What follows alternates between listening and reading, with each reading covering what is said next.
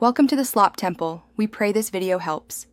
In this video, I will show you how to get blocks outside the map in Yeeps.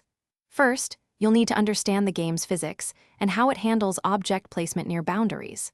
Look for areas where the map geometry is less defined or has slight imperfections.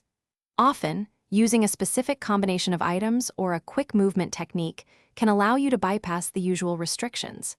This method requires precise timing and a bit of practice to master. Now, let's dive into the actual glitch.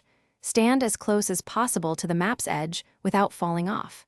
Select the block you wish to place and quickly use the designated tool. You might need to jump or perform a quick action immediately after placing the block to push it slightly beyond the boundary. This technique often involves exploiting a brief moment of server lag or client-side prediction. Practice this a few times to get the feel for the timing. For more advanced placements, try experimenting with various block types.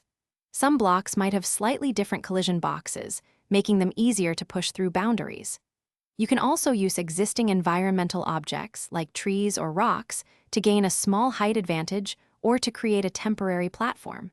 If you're playing with friends, coordinating your efforts can significantly simplify the process, allowing one person to push while another places. Teamwork makes this much smoother. Remember, mastering this technique takes practice, so don't get discouraged if it doesn't work on your first try.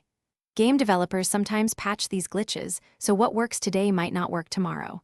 Always be on the lookout for new methods or updates.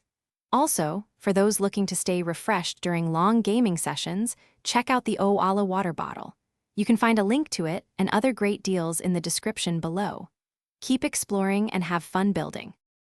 Thanks for watching. Consider subscribing if we helped you.